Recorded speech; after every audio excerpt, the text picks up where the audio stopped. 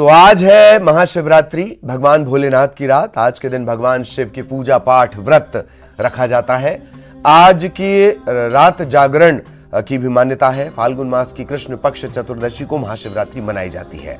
माना यह भी जाता है कि भगवान शिव और पार्वती का विवाह हुआ था। इस खास मौके पर भक्त भगवान को प्रसन्न रखने के लिए व्रत भी करते हैं।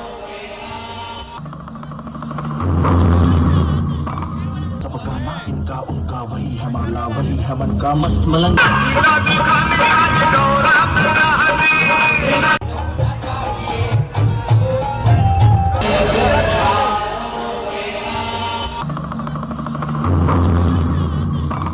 सबका ना इनका उनका वही हमारा वही हमन का मस्त मलंग।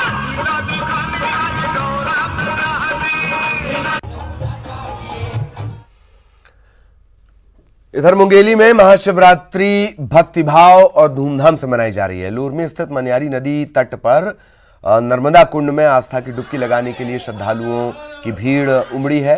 पवित्र स्नान के बाद कुंड से जल लेकर भक्त शिवलिंग पर जलाभिषेक कर रहे हैं। मुंगेली के शंकर मंदिर में ऐतिहासिक मत्कू द्वीप में 3 दिवसीय शिव आराधना महोत्सव का आयोजन किया जा रहा है। लूरमी शिव मंदिर में भक्तों की भीड़ उमड़ रही है। मनियारी और आगर नदी के तट पर आज से महाशिवरात्रि का मेला भी लग रहा है। कोरोना काल के बाद आयोजन है, लिहाजा भारी भीड़ उमड़ रही है।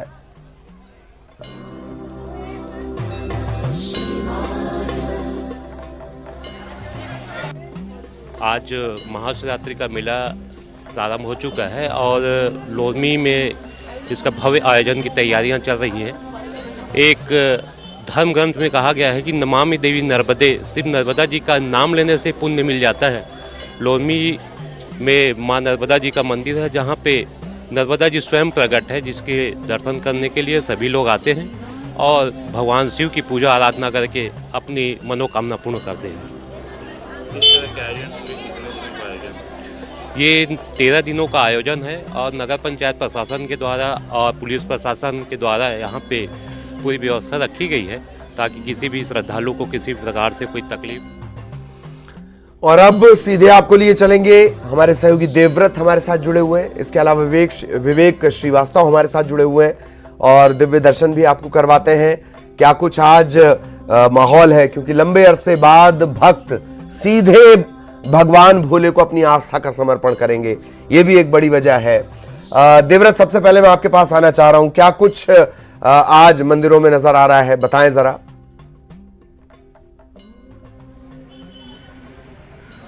जी, क्योंकि भोले की भक्ति का पर्व है, शिव की आराधना का ये पर्व है और माहौल जो है मंदिर प्रांगण से ही आपको दिखाई देने लगेगा। बुढ़ेश्वर नाथ मंदिर में मैं मौजूद हूँ और बाहर जिस तरह से आप देखेंगे कि जो पूजा की सामग्री खरीदने वालों की भीड़ देख करके आप ये समझ जाएंगे कि किस तरह से भगवान की भक्ति के लिए, आराधना के लिए यहाँ पर लोग पहुंचे हैं। क्योंकि कोविड काल के बाद काफी सारी जो बंदिशें हैं वो हट गई हैं, रियायतें लोगों को मिलने लगी है। लिहाजा इस बार जो मंदिर में आप देखिए कि भीड़ जो है वो काफी बढ़ी हुई है हर बार से। और काफी पुराना ये प्राचीन मंदिर है और सैकड़ों साल पुराना ये मंदिर है और इसकी महत्ता भी बहुत ज्यादा है। इसलिए जो आस्था का केंद्र राजधानी रायपुर के लोगों में बना हुआ है। और अभी आप देखेंगे तस्वीरें कि किस तरह से जो लोगों की भीड़ है वो यहाँ शिवालय तक पहुंची है। इसकी खास बात यह है कि चारों तरफ से ये भगवान के द्वार यहाँ पर खुले रहते हैं दर्शन के लिए। और ऐसे में शिव भक्ति, शिव की आराधना के लिए जो लोग पहुंचते हैं वो भी अपनी मनोकामना लेकर के यहाँ पर पहुंचते हैं। क्या कहेंगे भाई? हम रायपुर पुरानी बस्ती के ही हैं। कितने सालों से? हम लगभग 5-7 सालों से हम आ रहे हैं। ये तो हमारे घर के पास ही है। आप बताइए क्या महत्व है मंदिर का? मंदिर का ये महत्व है कि 3 साल बाद हमारे कोरोना काल निकलने के बाद भक्तों को मौका मिला है भगवान से प्रेम करने का, उनके साथ स्पर्श करने का, जल चढ़ाने का।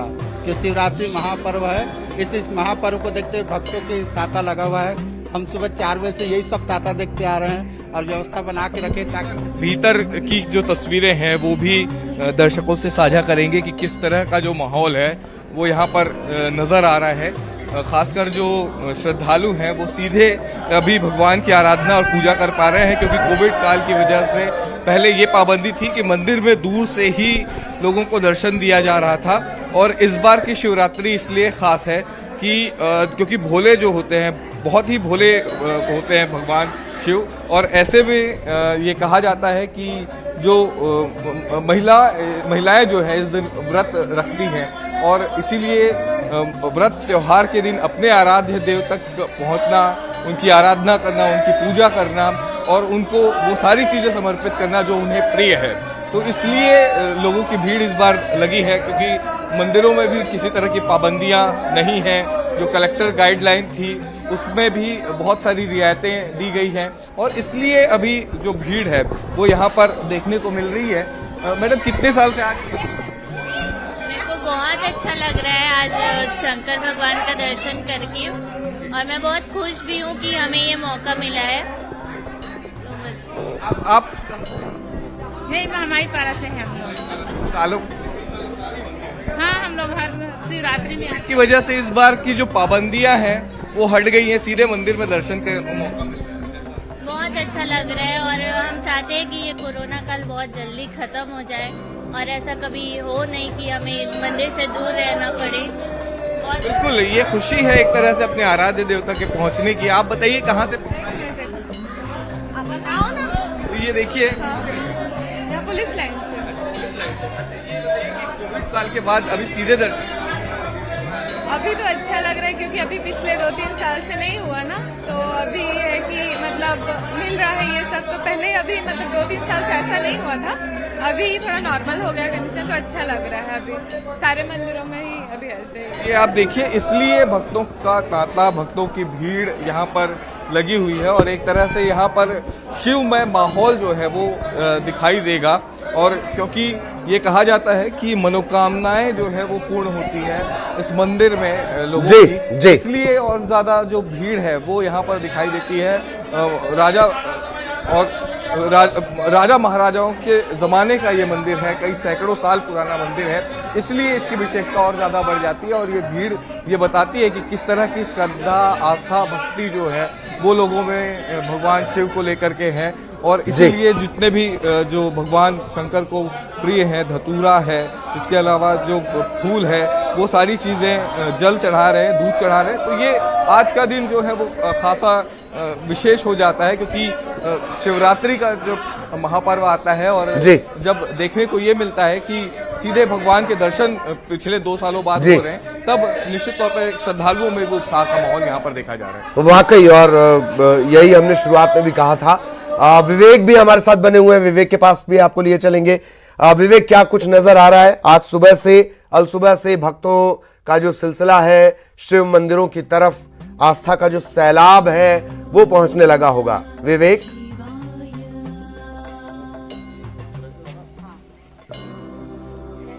ललित जी, बता दूं कि जिस तरीके से 2 साल बाद लोगों को मौका मिला है शिव की आराधना के लिए, तो अपन बड़े डोंगर की महादेव डोंगरी को देखें या कुंडा गांव का कोपा बेड़ा या फिर हाड़ी गांव का जो शिव धाम है, यहाँ पे भक्तों की भीड़ अब 2 साल बाद जो मौका मिला तो लगा भक्तों की भीड़ शिव आराधना में डूबे, सीधा शिव के चरणों पे पहुंच रही है। सबकी यही मांग है कि जो मुसीबत 2 साल तक उन्होंने झेला है वो दूर रहे। तो इस बार जिस तरीके से श्रद्धालुओं की भीड़ मंदिरों में, शिव मंदिरों में स्वतः ही उमड़ पड़ी, आज सुबेरे से ही भक्त लगातार शिव मंदिर में पहुंच रहे हैं। और जैसे कि मुहूर्त का काल है 9:30 बजे, उस समय रुद्राभिषेक होगा, तो उस समय ज्यादा श्रद्धालु रुद्राभिषेक का दर्शन करने, रुद्राभिषेक में शामिल होने के लिए मंदिर में पहुंचेंगे। अभी हम एक छोटे से मंदिर में खड़े हैं, वहां पे आपको दिखाएंगे कि किस तरीके से सुबेरे से शिव की आराधना हुई है। पूरी महिलाएं यहाँ मौजूद थी, पुरुष भी मौजूद थे, लेकिन महिलाओं में ज्यादा उत्साह दिख रहा था कि शिव की आराधना करें। शिव के साथ साथ माता पार्वती की भी पूजा की गई है, ताकि जो संकट के बादल आते रहे वो दूर हो और ऐसी खुशहाल वो अपना जिंदगी बिताएं और उनके ऊपर किसी प्रकार की विपत्ति नहीं आए। क्योंकि सबका यही मानना है कि महादेव की जो देवों के देव है महादेव, वो सारी विपत्ति को दूर करते हैं। हमारे साथ में यहाँ पर जो एक शिक्षक है निर्मल साधु, उनसे पूछेंगे कि क्या 2 साल बाद ये मौका मिला है, कैसा लग रहा है आपको? ये सब शिव भक्तों के लिए बहुत ही हर्ष का विषय है। हम 2 वर्ष तक वैश्विक महामारी के संकट से गुजर रहे थे, और जिसकी वजह से मंदिरों में, विद्यालयों में बच्चों की अनुपस्थिति होती थी। मंदिरों में भी पूजा अर्चना पर जो है कि प्रतिबंध लगा हुआ था ताकि वो किसी प्रकार से और भी उसका फैलाव न हो। लेकिन अभी जो है इस वर्ष इस प्रकार का कोई बंधन नहीं है और सब लोग अपना आस्था से यहाँ पर मंदिरों में उमड़ पड़े हैं। ये हम सब के लिए एक अच्छा माहौल है और हम सब लोग जो है मंदिरों में अभी रुद्राभिषेक भी होना है कुछ देर बाद यहाँ पर, और शाम को जो है हवन होगा, फिर भोग बटेगी। तो हम लोग सब काफी प्रसन्न हैं, बहुत खुश हैं और महादेव जी का, शिव जी का हम दर्शन कर रहे हैं और सारे श्रद्धालु यहाँ पर आकर के दर्शन कर रहे हैं। ये 2 साल बाद हमको अवसर मिला है। तो ललित जी, ये थे निर्मल शार्दुल जो सुबेरे से यहाँ पर लगे हुए थे। और सबसे बड़ी बात यह है कि हम लगातार हमारे चैनल पे ये जरूर दिखाया गया कि कोंडागांव जिला, इस पर महादेव की विशेष कृपा रही है। हर जगह शिव की चाहे स्थापित शिवलिंग हो चाहे स्वयंभू शिवलिंग हो, यहाँ शिवलिंग की संख्या सबसे ज्यादा है। आज गोबराहिट में भी कल रात से वहाँ पे लाइन लगी हुई है ताकि लोग सुबह से शिव के दर्शन कर सके। तो ये है कि शिव भक्ति। बहुत बहुत शुक्रिया देवव्रत आपका, विवेक आपका इस तमाम जानकारी के लिए, और लगातार इस तरह की दिव्य तस्वीरें हम आप तक पहुंचाते रहेंगे। कुछ और खबरें। यूपी में चुनाव प्रचार से लौटने के बाद सीएम भूपेश बघेल ने बीजेपी पर जमकर निशाना साधा। सीएम का यह कहना था कि 5 राज्यों के चुनाव में बीजेपी को हार मिलेगी। दिल्ली में हुई बैठक पर भूपेश बघेल ने कहा कि चुनाव को लेकर आगे की रणनीति बनी है। ये पूछे जाने पर कि क्या विधायकों को सुरक्षित रखने पर मंथन हुआ, सीएम ने कहा कि सतर्कता तो जरूरी है। चुनाव हो गए, 2 चरण बाकी है। जैसे मैं पहले भी कहता था, भारतीय जनता पार्टी जा रही है। अब स्पष्ट हो गया है कि भारतीय जनता पार्टी सरकार उत्तर प्रदेश में नहीं बन रही है। डर कांग्रेस तो अंग्रेजों से नहीं डरेगी, किसी डरने की क्या जरूरत है, लेकिन चौकन्ना रहने की जरूरत है। ये लोग जिस स्तर पे जाकर प्रजातंत्र का गला घोटने का काम करते हैं, विधायकों को डरा धमका के खरीदने की कोशिश करते हैं, वो तो जग जाहिर है। सीनियर लीडर हैं, हमारे विधानसभा के अध्यक्ष हैं, और ये तय करने का काम हाईकमान का है। कोई कौन राज्यसभा जाएगा, कौन प्रदेश में रहेगा, कौन लोकसभा लड़ेगा, कौन विधानसभा लड़ेगा, नहीं लड़ेगा, वो सारे चीज का फैसला, सारी बातों का। और यहां रुकेंगे एक ब्रेक के लिए।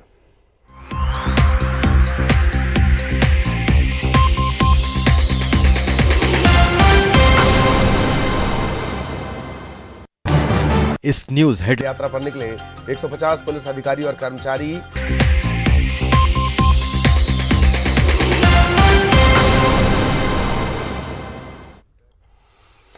ब्रेक के बाद छत्तीसगढ़ की चाकूबाजी की बात। कई शहरों में लगातार चाकूबाजी की घटनाएं बढ़ गई हैं। 24 घंटे के आंकड़े अगर देखें तो 4 जिलों में कई चाकूबाज गिरफ्तार किए गए, कई फरार हैं। अब इस चाकू पर सियासत भी शुरू हो गई है।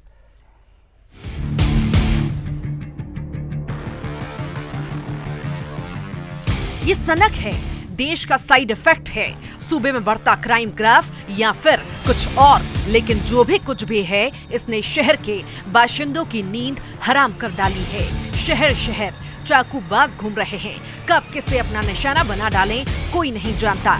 पिछले 24 घंटे में छत्तीसगढ़ के 4 जिलों में चाकूबाजी की वारदातें सामने आई हैं। राजधानी रायपुर, जांजगीर चांपा, बलौदाबाजार और बालोद जिले से पुलिस ने चाकूबाजों को गिरफ्तार किया है। रायपुर में एक शख्स पर बदमाशों ने चाकू से हमला कर दिया। बोरिया कला में हुई इस चाकूबाजी के बाद आरोपी फरार हो गया था, जिसे पुलिस ने आज गिरफ्तार किया है। दूसरा मामला जांजगीर चांपा का है, जहां मेला ग्राउंड में अज्ञात युवक ने एक शख्स को चाकू मार दिया। गंभीर रूप से घायल युवक को इलाज के लिए बिलासपुर रेफर किया गया, लेकिन आरोपी मौके से फरार हो गया।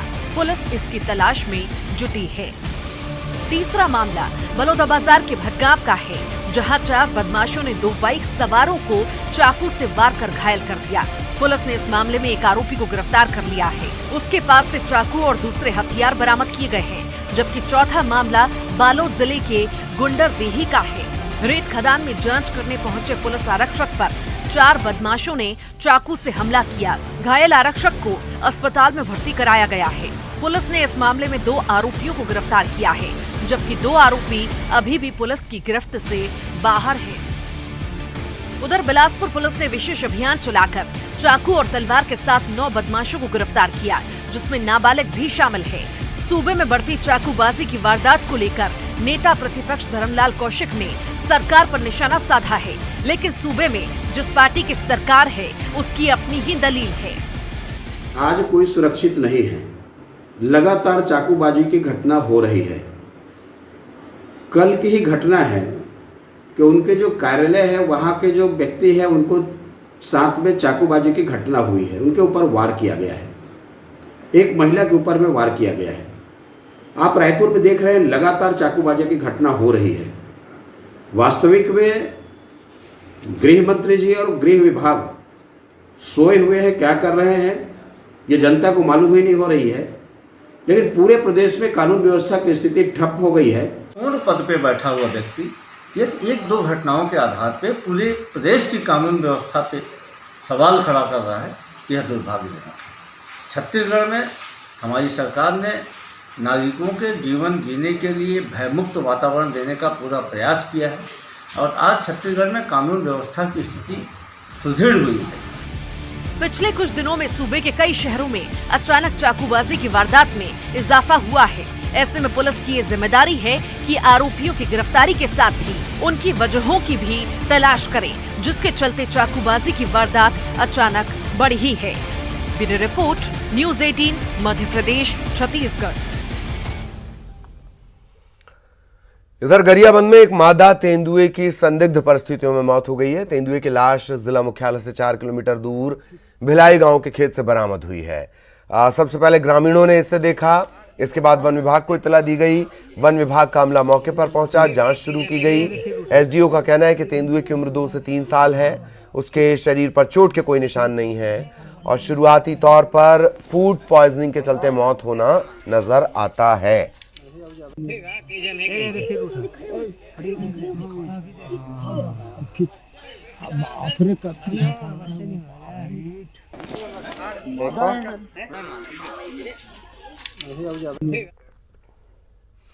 और इसी के साथ इस बुलेटिन में इतना ही। खबरें जारी रहेंगी।